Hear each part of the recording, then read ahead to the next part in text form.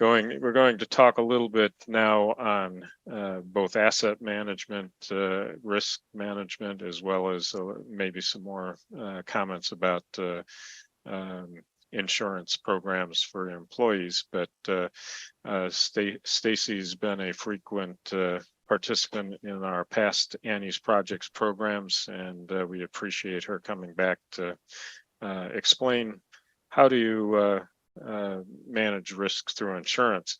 I'm not going to speculate on the title of her talk. I'll let her explain why smart women have rocks in their pockets. Staci, it's all yours. Well, good evening, everybody. I want to thank you guys for welcoming me back. I think this is maybe my third year being a part of this. So thank you very much. I really do appreciate this time with all of you. So hopefully tonight I can maybe provide what I like to call the 30,000-foot view of some of the main insurance products that I talk to most of my clients about. This October, I will be coming up on my 19th year of working with pretty much agricultural clients in our insurance business, which is kind of hard to believe that I'm old enough to do anything for 19 years, but here we are. So for the last 18 years, I have been working with pretty much any type of farmer that you could think of. And I've really enjoyed it, which is why I continue to stay in this business with my family. But, you know, when I start talking to my clients about insurance, you know, I always tell them that what's important to you is important to me. What's not important to you, we might have to talk through why it should be important. But if there are certain aspects of your farm that just don't really carry, they're not maybe vital to your business, then we don't have to insure them. You know, your insurance contract is your contract with the company. And my role is to, number one, help you to understand the coverages that you have, and to also stay in tune with how your business is changing. So I'm very hands-on. I am the agent that likes to come out to your farm. I want you to walk me around every single building.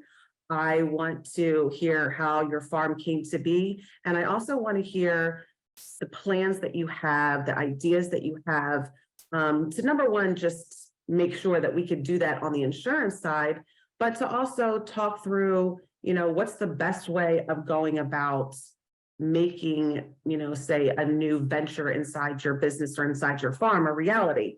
So, you know, sometimes there can be a lot of miscommunication or some misinformation around insurance, because, you know, we ask our family members or we ask our neighbor, and sometimes they have misinformation. So one of the biggest or top things that I hear is that, you know, I have a homeowner's policy and that covers me for everything. And unfortunately, a traditional homeowner's policy does not give you the coverages, particularly liability. It doesn't give you the coverages that, if you really spent some time thinking about, it doesn't give you the coverages that you actually need.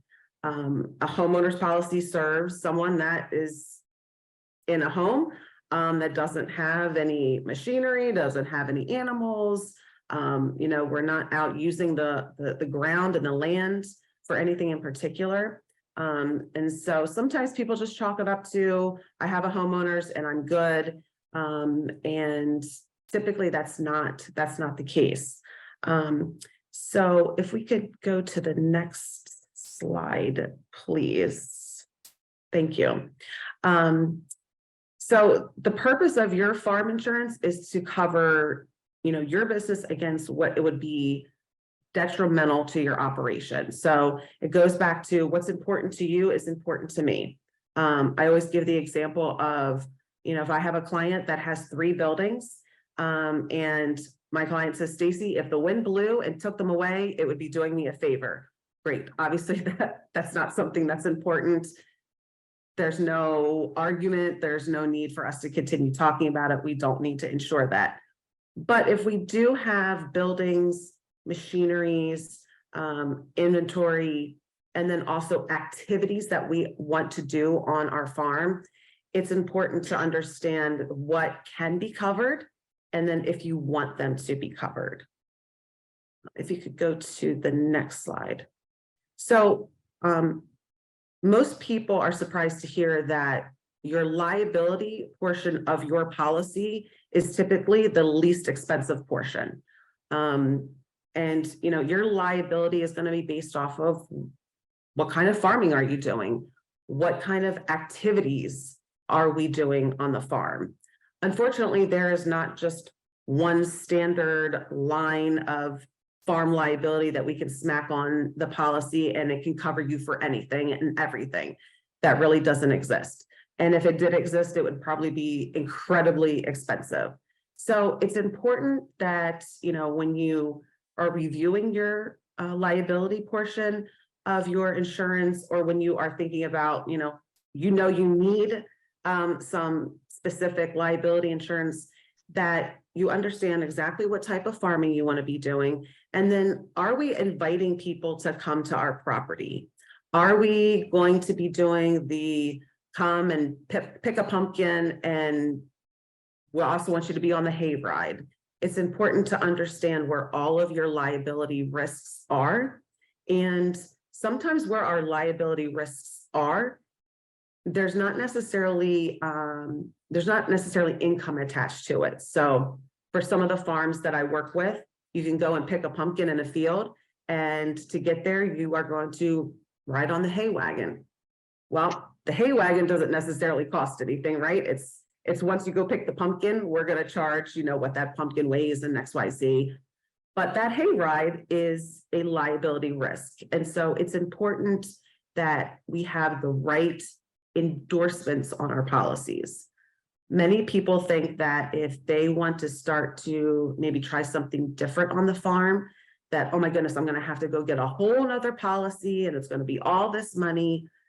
95% of the time, when I have a client that wants to do something different as far as an activity on their farm, it is simply a line item on the current policy that we have that extends the current liability that we have to that activity. And again, it's relatively inexpensive. And so sometimes people get very nervous that, oh my goodness, this liability is going to be out of control if we now want to start doing something else. And it's not always that way. So I always like to share that with my clients, because sometimes they don't necessarily want to call me to run something by me. They either don't pursue it, which is not what I want you to do, or they start doing something and then, we might have had a little issue, and then they're calling me, and then we're trying to figure out how we can either make something work, or we have to have a different type of conversation. So, liability can also come in other forms. And I know Sherry touched on this, especially when you have employees. There is liability called employment practices liability. And that's going to be specifically for, we have an employee that says that we, terminated them with no just cause. They make allegations for sexual harassment. And, that employment practices liability not only represents us, we give that suit to the insurance company. The insurance company represents us and takes care of all of those legal fees. So that's one of the reasons why we want to make sure that we have the right liabilities, because that's one of the main reasons that you have the insurance policy, that if and when something funny happens, we can give that, oh, I don't know how this is going to play out situation. We can give that to the insurance company and they can deal with it. Unfortunately, in 18 years, I've had clients where, they didn't have the right insurance, maybe before they came to me, and they had to go and hire an attorney. They had to go put someone on retainer, and it was incredibly, incredibly expensive.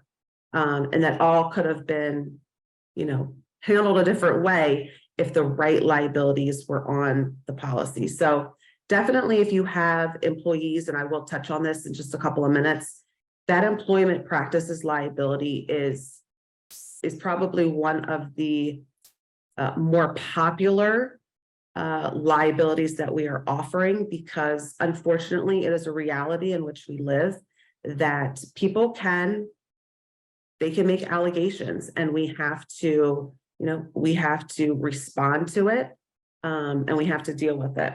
So, one of the other liabilities that's also very important is what we call an umbrella policy.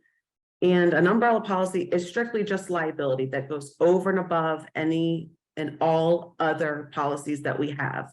And so I talk to my clients about this additional liability, because again, if we're going to have employees and we maybe have a couple trucks on the road, and maybe we have different, we have lots of land in different locations where we're doing farming and activities, we're kind of spreading our liability out in a couple different ways. And an umbrella policy is one of the most cost-effective ways to get additional liability for your farm. And so I just also want to encourage you that if you don't have an agent that you work with, your agent is going to be the one that can tell you, here's everything we can possibly offer you. Let's see what applies. I can give you my recommendations, because this is what we live and breathe every single day. So you definitely want to get with someone who understands agriculture and kind of, especially these agritainment things that most farms are starting to pursue in one way or shape or form. So we want to make sure our liability is squared away. A building can burn down, and that is not good. But liability is not having the right liability is one of the top reasons why some farms and most businesses actually go out of business. And that's a statistic. And that's sad, because it really doesn't have to be that way. So if you could switch to the next slide for me, please. Thank you. So the property portion of your policy, again, like I say, it's your property, it's your choice. Unless you owe money on it, then we most likely have to insure it, because if we owe money, that means someone or something, they want to see it specifically insured so that if something happens to it, they get their money back. But outside of that, if you have, say, labor quarters, if you have additional residences where maybe, say farm managers or employees that kind of, they live on the farm all year long, or even your own residents, buildings that are important to your operation, you want to make sure that those are insured properly. Unfortunately, because of whatever you want to call it, inflation, materials for buildings, materials and parts for vehicles, they have skyrocketed. And so a building that at one point maybe cost us $30,000 to build very easily could cost us double to repair or rebuild. And so, the property portion of your policy is going to be about what's important to you. And at least the way that I work with my clients is that, again, if you have machinery that is not, if something happens to it, you don't have to go buy another piece. We don't have to insure it. It's really whatever you feel most comfortable with, and that we're having a conversation about what can be covered, what can't be covered because we don't want it to, and kind of maybe if there's any in between. Definitely making sure that if you have any inventory that is, obviously if we're selling our inventory, then that's probably the meat and potatoes of our business, potentially. We definitely want to make sure that our inventory is insured correctly. Now, I know that can be tough because there's ebbs and flows with inventory sometimes. But again, just making sure that we understand what those ebbs and flows are, and if there are coverages that can match that, then that's typically the best way to go. And again, talking about what are the products that you use? What are the supplies that you use? Are there tools that we don't have to go repurchase if something happens to it, or there's tools that we absolutely would have to go out and we would have to go and repurpose or replace because they are so important to, our farming business. But again, a lot of that, at least when I work with clients, is going to be what's important to you. Let's understand what the coverages need to be. And then understanding if there are just things or coverages that just cannot be offered. So unfortunately, flood is typically is a coverage that is always excluded. And I don't get to make that call. It's just, that's how the policy is written. And so understanding what flood is, depending on what we're talking about, I make sure that I talk to my clients about that as well, about just something we just can't get that coverage, and how that might be applicable to your specific farming operation. If you could switch to the next slide, please. All right, so auto insurance. So there are two types of auto policies. There's a personal auto policy, and then there's what we call either a business or a commercial auto policy. I want to let everyone know right now that if you have trucks that are on a business auto policy, so these would be like your farm trucks that have, farm use tags or farmer tags, or just their standard tags. If they are on a business auto policy or a commercial auto policy, and you also have trailers, your trailers are not covered by the vehicle that pulls it. They are not covered. That is probably one of the most things that I typically hear from people, that, the trailer is not that important, or that you're kind of getting like whatever vehicle's pulling it, whatever that vehicle coverage has, that it's somehow extended to the trailer, and that's not true. Your trailers should be listed on your auto policy for at least liability. So any vehicle that we have registered in the state of New Jersey needs to have liability insurance on it. The comprehensive and collision, which most people will know the terminology of full coverage. Again, that means that somehow that vehicle got damaged. We're going to pay a deductible, and the insurance company is going to pay over that. The two pieces, especially for farmers or anyone in agriculture, really, that these are two coverages that get overlooked most of the time. One is towing, and the other is business income on your vehicles. So where this would be applied is that if you have trucks that are, say, over 10,000 GVWs, and even heavier trucks, towing might seem like I don't need to worry about it.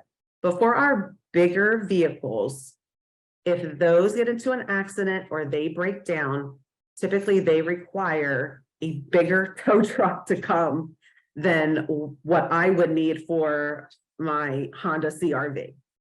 And so the towing on it can be very expensive. And so that is a coverage that is relatively inexpensive, but most people overlook. So that's something to keep in mind, depending on what type of vehicle you're talking about, how far you take that vehicle. And then the newest coverage that is now being offered is to have business income on your trucks. Now, where this would be applicable is if you have a truck that you use all of the time that generates money and income. So for example, I have a grain farmer. He obviously grows his own grain, but then he also goes to other farms, picks theirs up, delivers it somewhere else. He does it for about 25 other places. And that one truck and that one trailer generate over $250,000 a year for their business and their family. So if that truck either breaks down or gets into an accident and can't be used, say for 3 or 4 months, that family and that business is losing a substantial amount of money.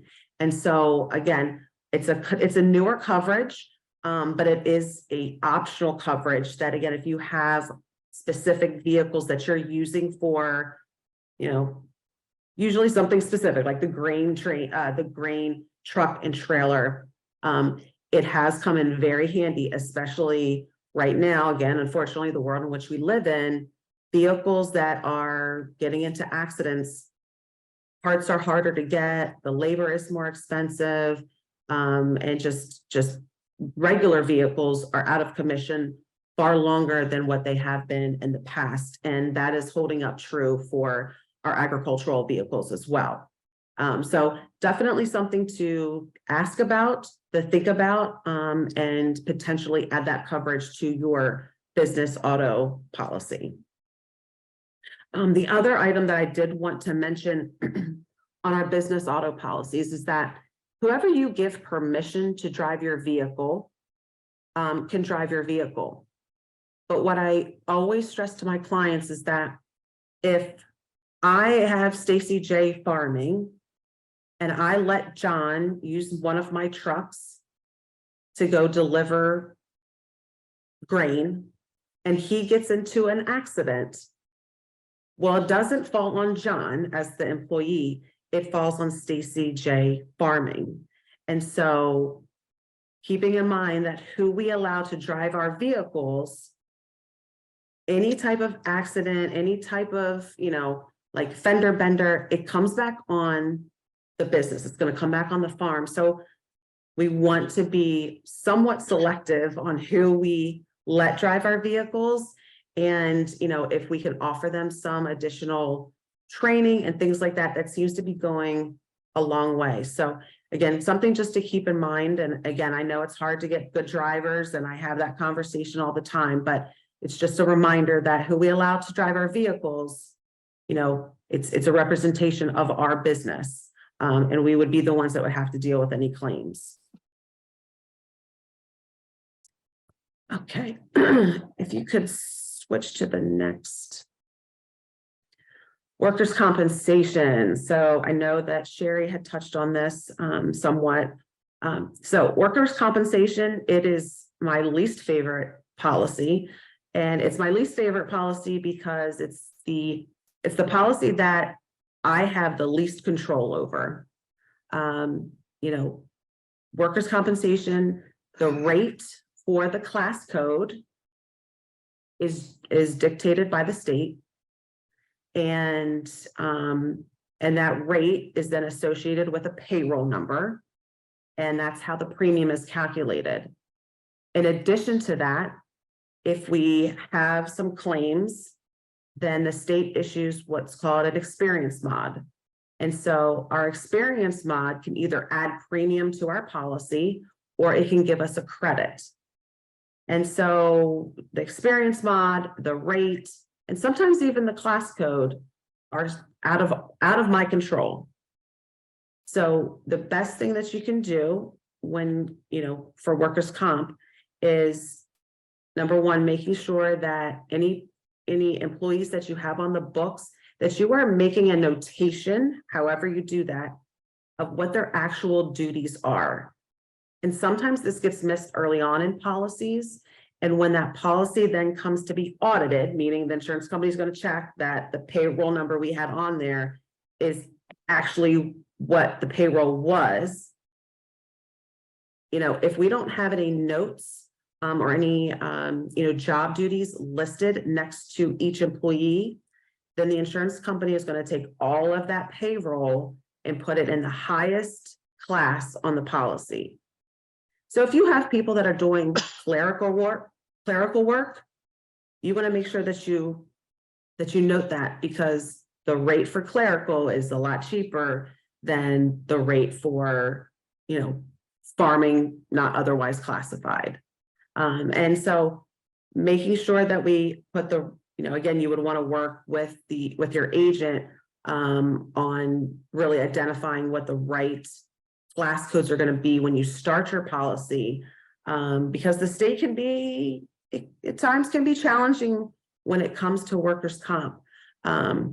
But it is a necessary policy that if you have any employees, whether they're on the books or they are not on the books, that if you have any employees working for you, that you need to carry workers' comp. Because in the event that they get hurt, and they need to seek medical attention, the first thing that they're, when they go to urgent care or they go to a doctor, the first thing they're going to ask is this work related? And if they say yes, you will become inundated with letters, with bills.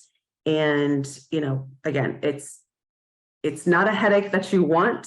And unfortunately, it's a headache that, again, if we have workers' comp in place, we're just going to give all of that to the insurance company if and when an employee gets hurt.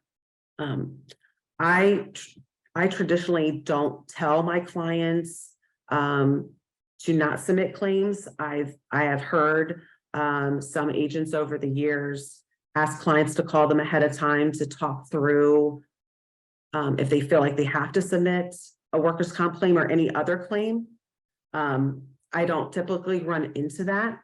But unfortunately, sometimes workers' comp is one of those policies that you might get the advice that maybe paying, this person who said they got sunburnt, maybe paying them out of pocket will actually be a lesser of the two evils than putting it through workers' comp, because unfortunately, once that experience mod goes up, we have nothing but time to wait for it to potentially come back down. So again, my least favorite policy, because again, not a lot of control that we have over it, but most definitely an important coverage for anyone that's going to have employees to have.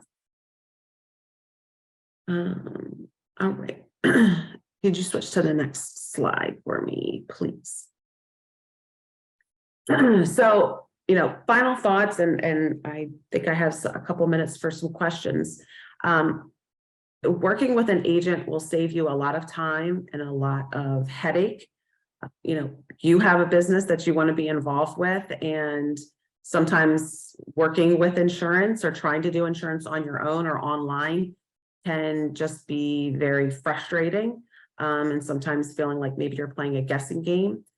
So I would definitely encourage you to work with an agent that not only understands agriculture, but also likes it, because I have come across, some clients that went from one agency and started working with me, who said, man, you could tell they couldn't wait to get out of there because, the fields are mucky when it's rained, and the animals make noises, and so you want to make sure that you're working with someone that likes and understands agriculture. In addition to that, you also want to make sure that that agent is working with an insurance company that likes and understands agriculture, because there are many commercials that you might see on TV or even on social media where either the name of the company or the insurance company or the commercials would lead you to believe that they like agriculture in some way, shape, or form, and yet they really don't. And so what you don't want to have is, you don't want an agent or a company trying to fit a square peg in a round hole. So in addition to that, when it comes to insurance, and I've sat in front of many clients where, they give, well, what if this happens? And what if that happens? And they start giving all of these, trying to think of every possible thing that could ever happen. You're never going to think of everything that could possibly happen. So just understand your coverage and understand what kind of coverage that you have, but don't try to memorize it, and don't beat yourself up trying to think about every possible scenario that could ever happen, because I have lots of clients that have had claims that sit back and say, Staci, we couldn't even recreate this claim if we tried. So I certainly would have never even thought about it. And the last piece is that, insurance is only complicated when you don't tell your agent the truth. Now, I say that respectfully, because many times I can tell that people they're not necessarily lying, but they are scared to tell me something about their operation. And insurance companies now they're looking at your social media. They're looking at your website. So if you tell me that you're doing X, Y, and Z, and I submit a quote to be reviewed by the underwriter, those underwriters are going to go and they're going to look at your social media. They're going to look at what people are commenting on. They're going to look at pictures that are tagged in. And if there are services or aspects of your farm or your business that are not noted on the quote that I'm asking for approval for, they're going to come back and ask us about it. So it's better to just kind of get it all out there. And then that way I can figure out where the best place for coverage would be. Because again, insurance companies are spending money on sending inspectors out to look at buildings and operations, and again, spending a lot of time on checking out your social media, and honestly, 10 years ago, it really wasn't a part of, it wasn't in the cards. And so, just being upfront about what you want to do and what you don't want to do with your business is the best way to go. And the last slide. So women that have rocks in their pockets, when I was a little kid, I always enjoyed picking up rocks and looking at them, and I would stick them in my pocket, and I would come home and my mom would be like, "Staci, why do you have so many rocks in your pocket?" And my dad would say, "Well, it's smart girls have rocks in their pockets." And as I got to be a young adult, I learned that my great grandmother, whose name was Ethel May, she was known for picking up rocks and putting them in her pockets. But she used those rocks as representations of things that she was grateful for that day. And so at the end of the day, she would pull all of these rocks out of her pockets, and she would either tell her parents or later on tell her kids all of the things that she thought of that day to be grateful for. And so unfortunately, by the time she passed away, Ethel May was known as one of the smartest women in Blueville, West Virginia. So I hope that you all have lots of rocks in your pockets and lots of things that you're grateful for. And I believe we might have some questions in the chat. Yes, we have a couple of questions we're going to get to real quickly. I'm certainly glad I listened because I learned something tonight, and I've got to talk to my agent about trailers because I was told years ago the wrong information about my trailers. So in that case, there are a couple of questions in chat. Can you recommend an ag-related insurance company up in Sussex County? Yes. So, the company Farm Family is in Sussex. I can send some referrals of agents that would be closer into your area that work specifically with, Farm Family Insurance, if that's helpful.